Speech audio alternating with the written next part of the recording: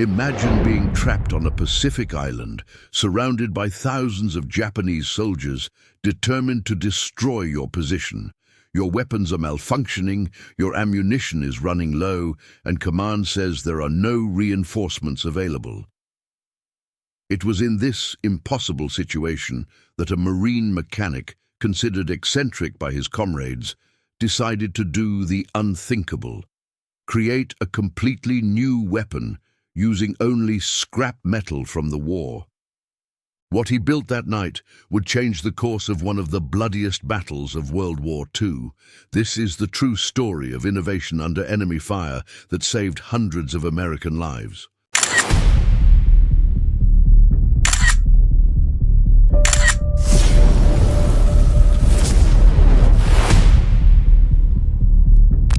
In August 1942, the United States launched its first major offensive against the Japanese Empire on the island of Guadalcanal in the Solomon Islands.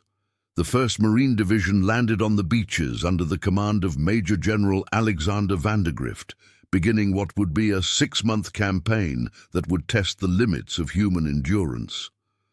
The Marines quickly captured the unfinished airfield the Japanese were building, renaming it Henderson Field. But holding that position would be far more difficult than capturing it. The Imperial Japanese Army had no intention of allowing the Americans to hold that vital strategic point. Among the thousands of Marines fighting in those brutal conditions was Sergeant John Basilone, who would become a living legend before the end of that campaign. Born in Buffalo, New York in 1916, Basilone had served in the Army before enlisting in the Marines in 1940. He was known for his exceptional skill with machine guns, but also for his ingenuity in solving mechanical problems. The conditions on Guadalcanal were absolutely terrible.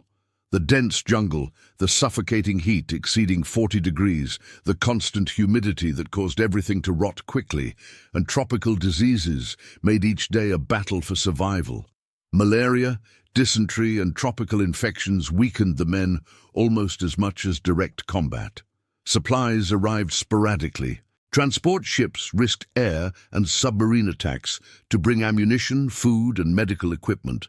Often, the Marines had to ration everything from bullets to drinking water. Equipment rusted quickly in the tropical humidity, and keeping weapons operational was a constant challenge.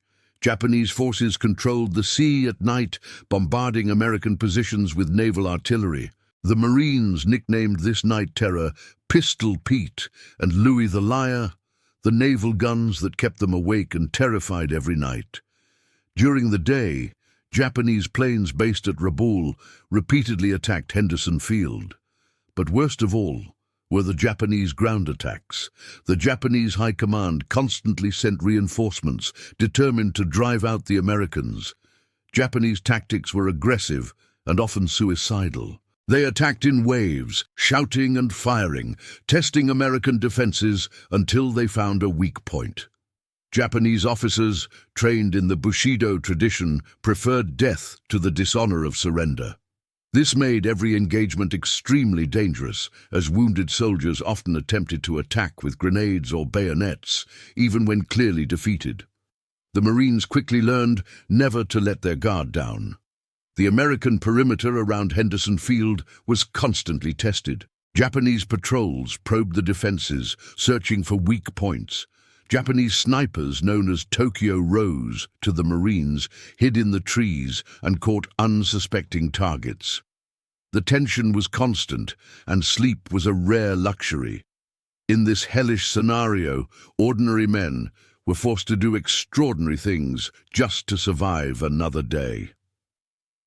The night of October 24th to 25th, 1942, would be recorded in Marine history as one of the most heroic defenses ever seen. American intelligence had detected massive movements of Japanese troops preparing for a full-scale attack against Henderson Field. General Harukichi Hyakutake, commander of the Japanese 17th Army, had meticulously planned what would be the final blow against the Americans. He mustered approximately 20,000 soldiers to crush the defenders once and for all.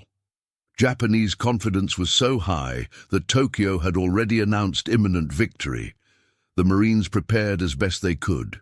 Machine gun positions were reinforced, firing ranges were cleared, and ammunition was distributed. But everyone knew they would be dramatically outnumbered. Many positions would be defended by only a handful of men against hundreds of attackers. John Basilone commanded a machine gun section positioned in a critical area of the perimeter known as Bloody Ridge. His position blocked one of the main routes the Japanese would need to reach the airfield. If that line were breached, the entire defense could collapse. With Basilone were about 15 Marines operating Browning heavy machine guns of .30 caliber. These weapons were absolutely vital for defense, capable of firing 500 rounds per minute and cutting through massed infantry formations. But they were also prone to overheating and jamming, especially when fired continuously. As darkness fell over the jungle, a palpable tension gripped the American positions. The men repeatedly checked their weapons, adjusted their helmets, and smoked their last cigarettes. Many wrote hurried letters home, unsure if they would live to see the dawn. Around 9:30 p.m., the bombardment began. Japanese artillery hammered the American positions with an intensity that many veterans had never experienced. The earth trembled, trees were shattered, and the air became thick with the smell of gunpowder and churned-up earth. Then through the smoke and darkness came the screams. Thousands of Japanese soldiers emerged from the jungle in human waves, attacking American positions with desperate ferocity. They shouted, "Banzai!" and "Marine, you die today!" as they raced across no man's land. Basilone's machine guns opened fire, creating a wall of lead that felled the attackers in ranks. But for every Japanese soldier who fell, 2 others seemed to take his place. The pressure was unbearable, and the noise was deafening. Machine guns thundering, grenades exploding, men screaming in agony. During the first hours of battle, everything went according to plan. The machine guns kept the Japanese at bay, despite the terrible cost in human lives on both sides. But then the problems began that would turn that night into a legend. One by one, Basilone's machine guns began to malfunction.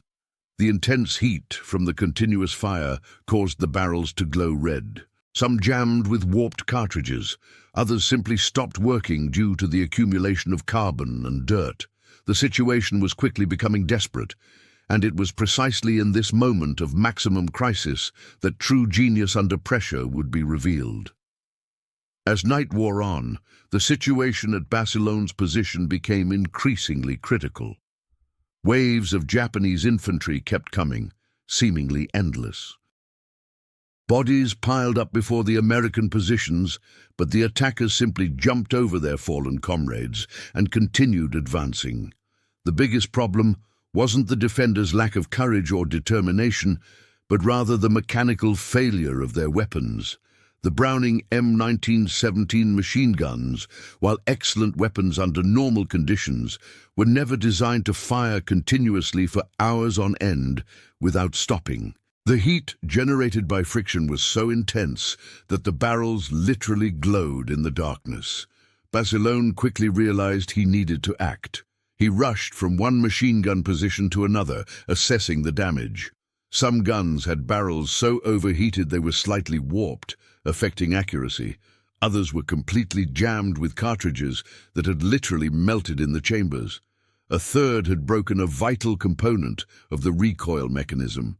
Standard procedure was to replace the barrels when they became too hot, but this required spare barrels and time. 2 resources that were critically scarce that night. The spare barrels had been damaged by Japanese bombing, and there was no time to wait for them to cool down properly. Other Marines in the position began to panic. Without their machine guns operating at full capacity, the Japanese would certainly break through the lines. And once they broke the perimeter, it would be nearly impossible to stop them before they reached Henderson Field. Everyone knew what that would mean. Basilone, however, maintained absolute calm. While Japanese tracer bullets sliced through the air around him, and grenades exploded close enough to throw dirt in his face, he began to examine the broken weapons with the cool mind of a seasoned mechanic. He had grown up working with machinery. Before enlisting, he had worked as a caddy at a golf course, but he also helped his father, a tailor who kept his own sewing machines running. Basilone understood metal, he understood heat, he understood mechanics in an intuitive way that few possessed. Looking at the broken and damaged weapons around him, his brain began to work on a solution. He couldn't simply wait for the weapons to cool down, and he didn't have any suitable replacement parts. But maybe, just maybe, he could improvise something that would work. The idea that came to him was radical and had never been attempted before on the battlefield.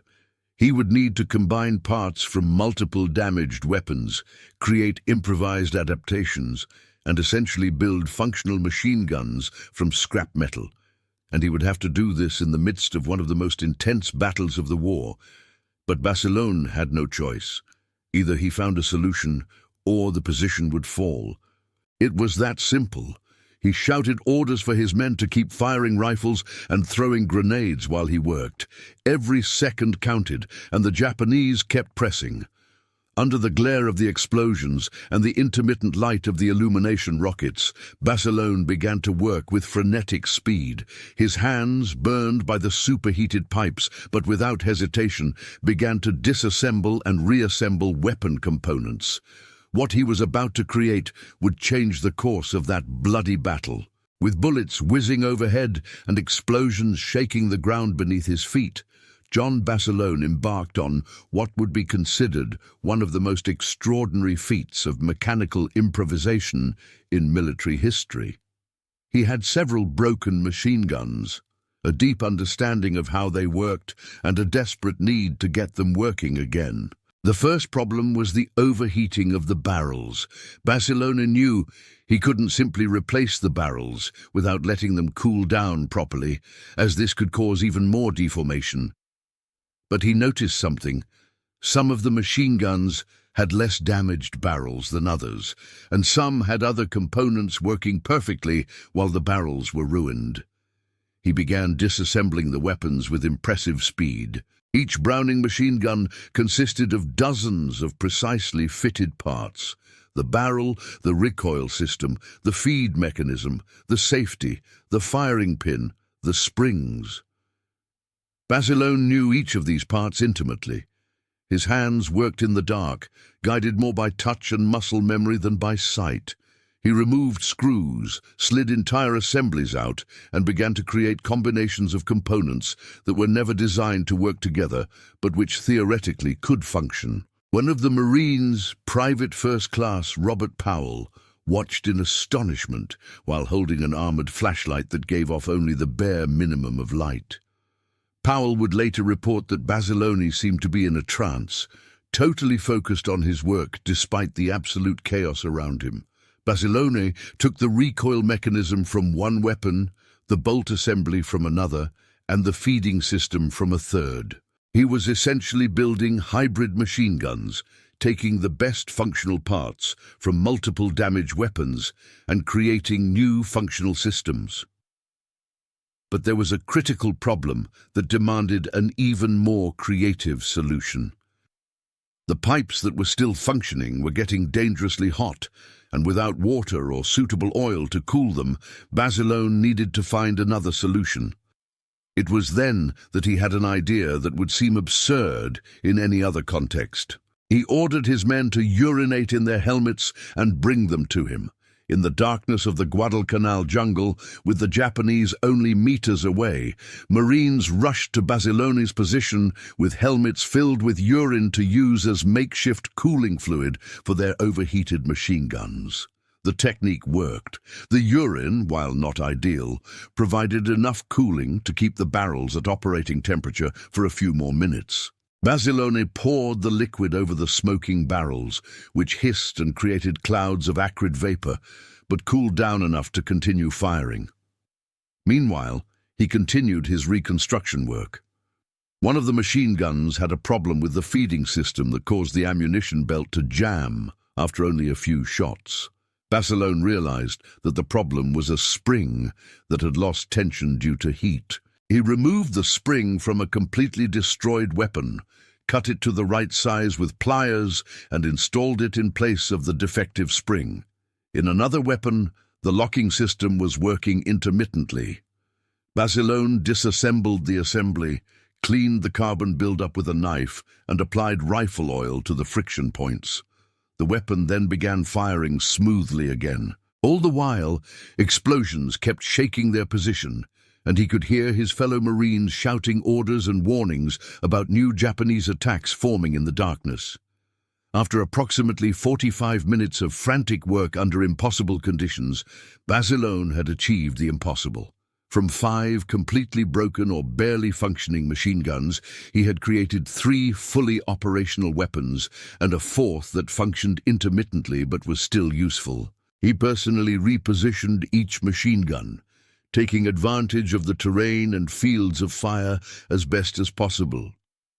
Basilone intuitively understood how to position automatic weapons to create crossfire, a technique where bullets from multiple weapons cross over a kill zone, making it virtually impossible for the enemy to cross without suffering massive losses. When the modified machine guns opened fire again, the effect was immediate and dramatic.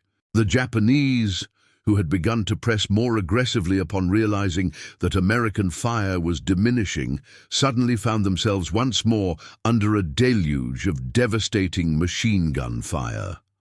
But Basilone didn't stop there. He realized that his positions were beginning to run dangerously low on ammunition. The cartridge belts feeding the machine guns were being consumed at an alarming rate. The nearest ammunition supplies were about 50 meters away, across open terrain that was being swept by Japanese fire. Without hesitation, Basilone grabbed his helmet, now empty after being used to cool the weapons, and began running through the kill zone to retrieve more ammunition. Japanese bullets ricocheted off the ground around him as he zigzagged, using every dip in the terrain and every fallen tree as temporary cover. He reached the ammunition depot and began carrying straps of cartridges over his shoulders. Each strap weighed approximately 5 kilograms, and he carried as much as he could, probably more than 40 kilograms of ammunition.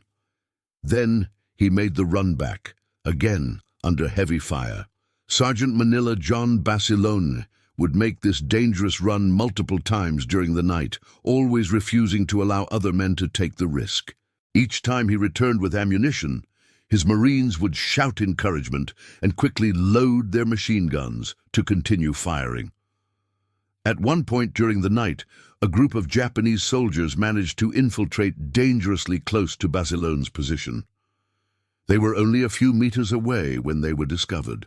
Basilone immediately grabbed one of the machine guns, which was still mounted on its tripod, lifted the entire weapon weighing almost 20 kilograms, and fired from the hip as if it were a rifle, sweeping away the attackers.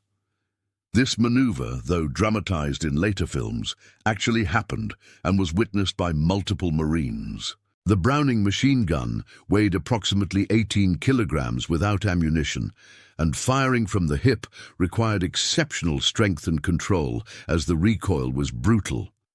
But Basilone succeeded, saving his position from being overrun.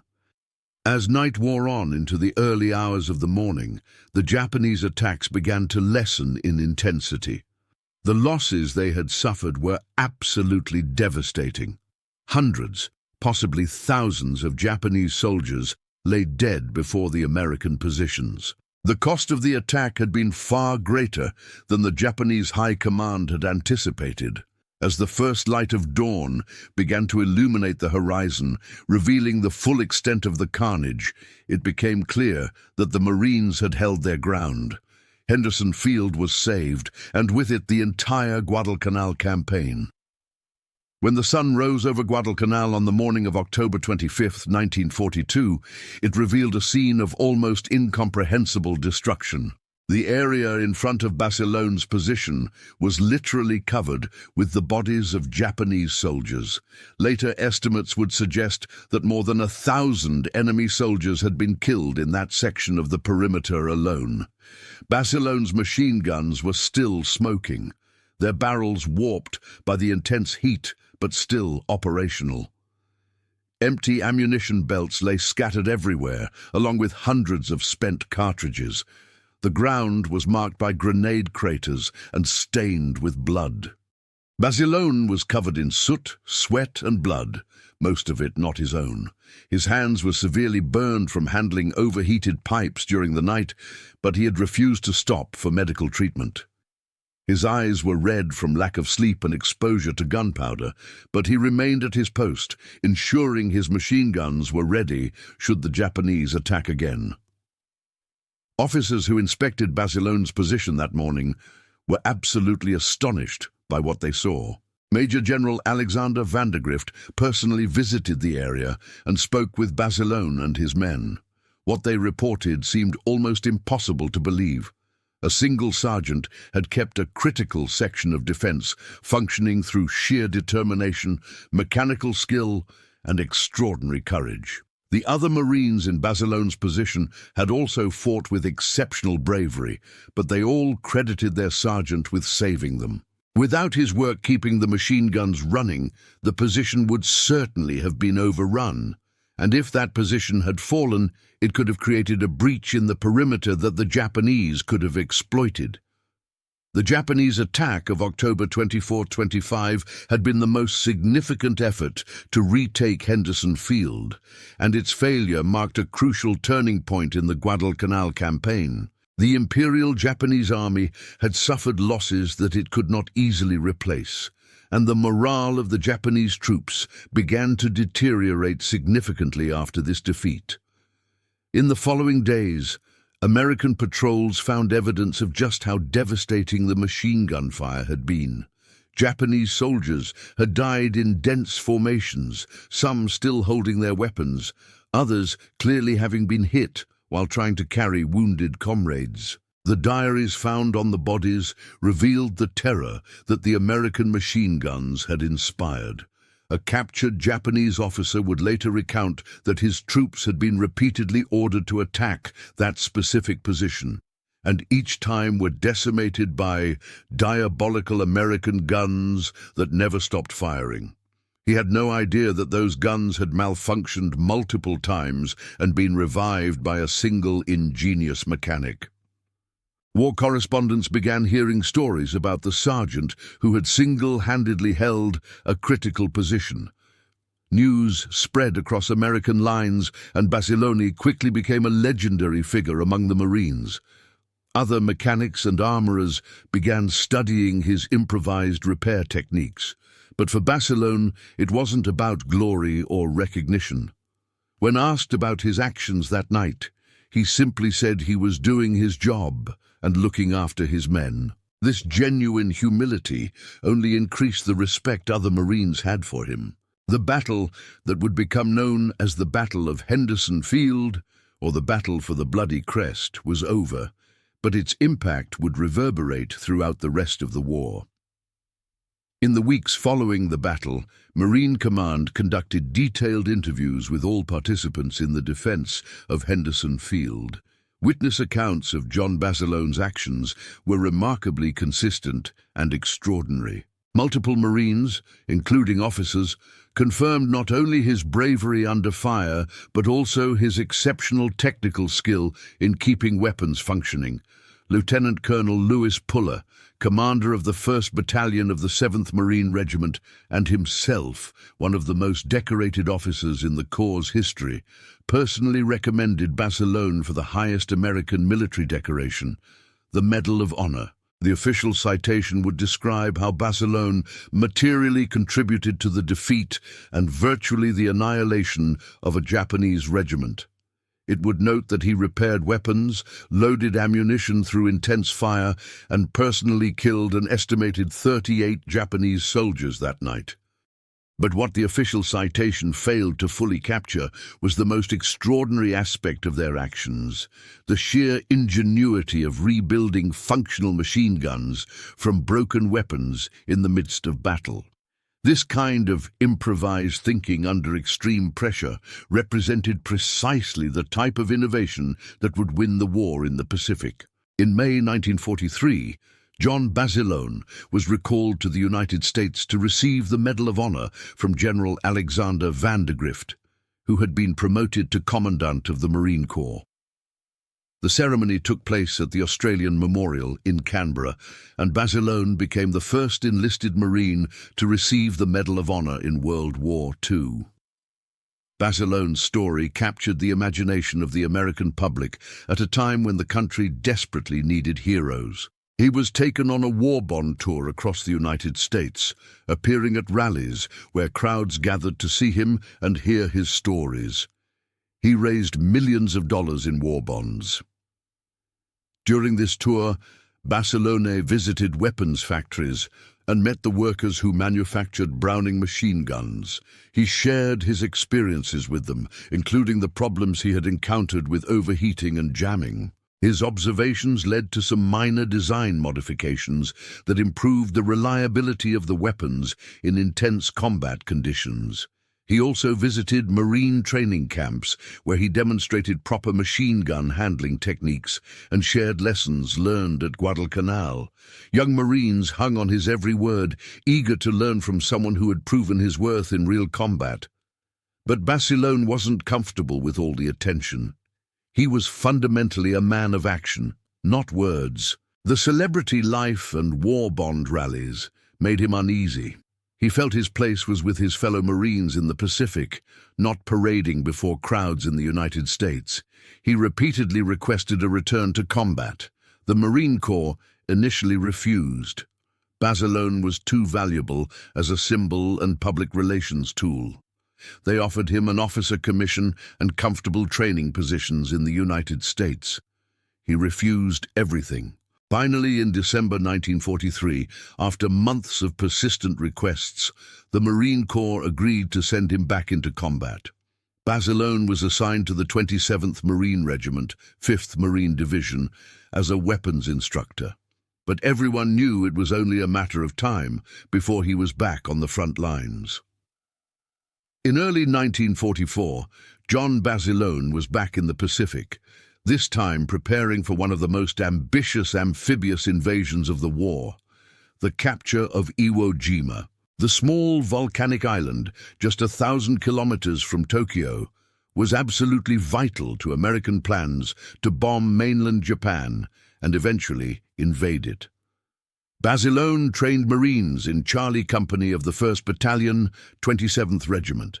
He shared everything he had learned at Guadalcanal, how to keep weapons functioning in adverse conditions, how to position machine guns for maximum effect, how to improvise when equipment failed.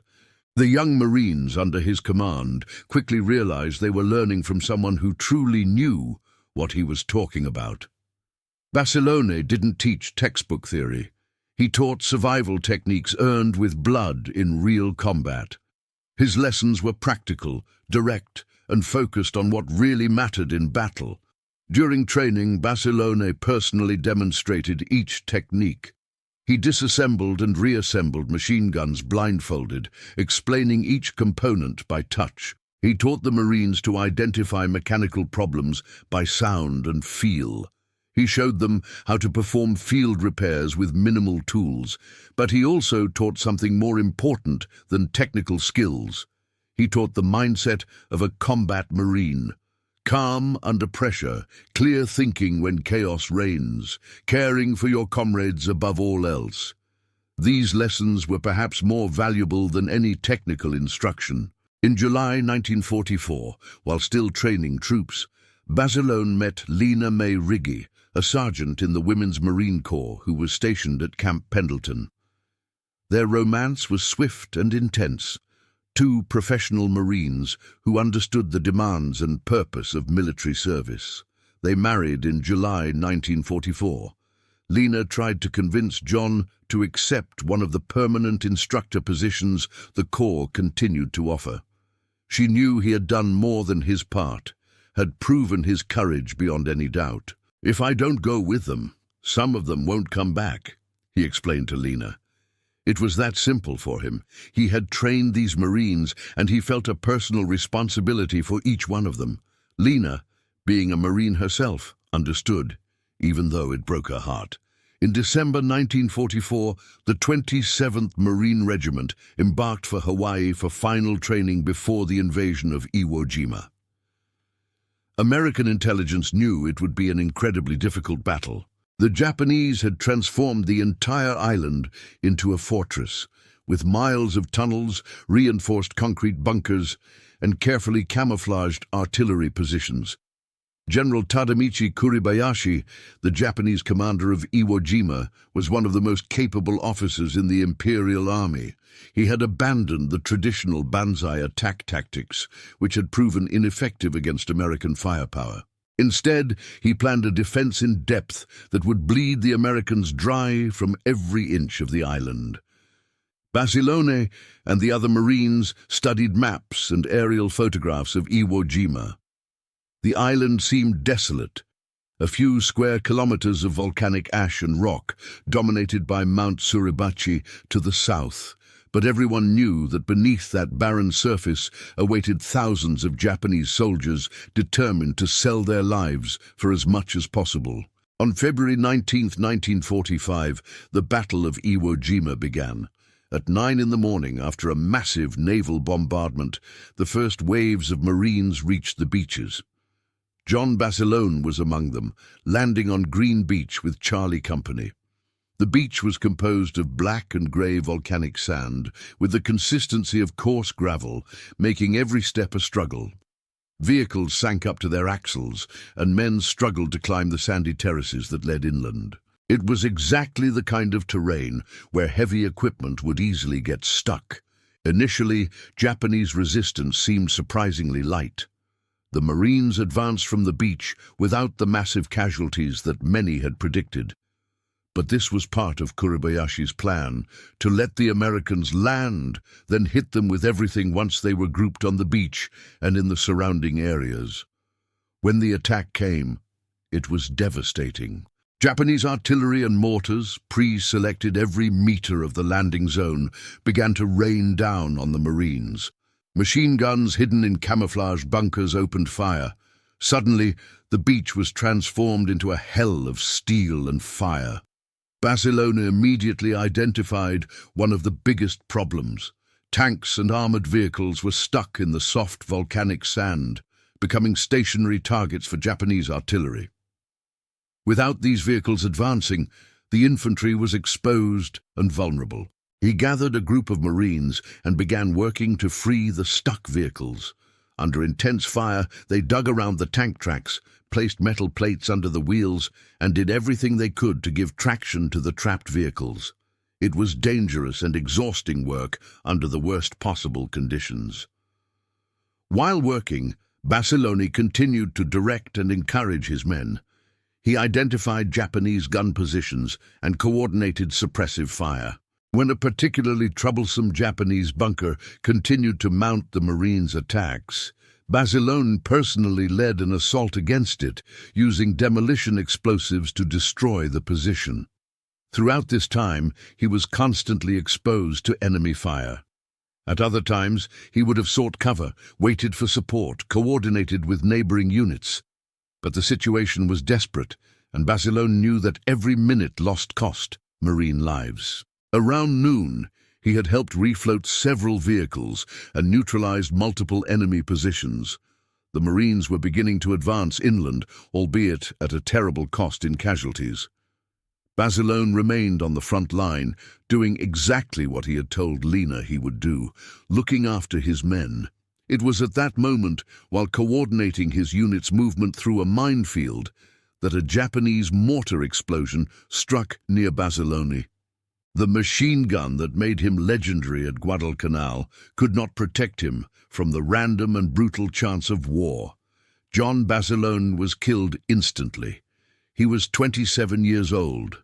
Around him, the Marines he had trained and led continued the fight, applying the lessons he had taught them. They would climb Mount Suribachi, raise the American flag on its summit, and eventually take the entire island after 36 days of some of the war's most brutal fighting. Basilone was initially buried in the 5th Marine Division Cemetery on Iwo Jima, before being reinterred in Arlington National Cemetery years later. The death of John Basilone on Iwo Jima shocked the United States. Here was a man who had already done the impossible on Guadalcanal, who had been decorated with the nation's highest military honor, and who could have remained safely in the United States. Instead, he chose to return to combat because he felt it was his duty to protect the younger Marines under his command. For his actions on Iwo Jima, Basilone was posthumously awarded the Navy Cross, the second highest American military decoration. This made him one of the few Marines to receive both the Medal of Honor and the Navy Cross, a testament to exceptional valor demonstrated twice in completely different circumstances. But John Basilone's true legacy goes beyond his decorations. The techniques he developed on Guadalcanal for keeping weapons functioning under extreme conditions were incorporated into Marine training manuals. Generations of armorers studied his improvised field repair methods. The story of how he rebuilt machine guns from damaged parts, cooled overheated barrels with whatever liquid was available, and maintained a critical operational position through sheer ingenuity became a case study in innovation under pressure. Military schools around the world still use Basilone's example when teaching about adaptive thinking in combat. Most importantly, Basilone exemplified something fundamental about the human spirit: the capacity to do the extraordinary when absolutely necessary. He wasn't a genius with special engineering training. He was simply a competent mechanic with a deep knowledge of his weapons who refused to accept defeat when all seemed lost. This mentality, this refusal to give up, this determination to find a solution, no matter how impossible the situation seems, is perhaps the most valuable lesson from Basilone's story. It wasn't just about fixing weapons. It was about remaining calm when others panicked, thinking clearly when chaos reigned, and doing what needed to be done even when it seemed impossible. The nickname Mad Mechanic, though not formally documented in official military records, perfectly captures how his fellow Marines viewed his actions that night on Guadalcanal. What he did seemed like madness, working on broken weapons while bullets whizzed past his head, repeatedly exposing himself to enemy fire to retrieve ammunition, improvising solutions that had never been tried before. But it was exactly the kind of madness that wins wars, the willingness to do the unthinkable when the stakes can't be higher. Today, the story of John Basilone is taught to all Marines during basic training. There are statues of him in his hometown of Raritan, New Jersey. A bridge on Interstate 95 is named after him.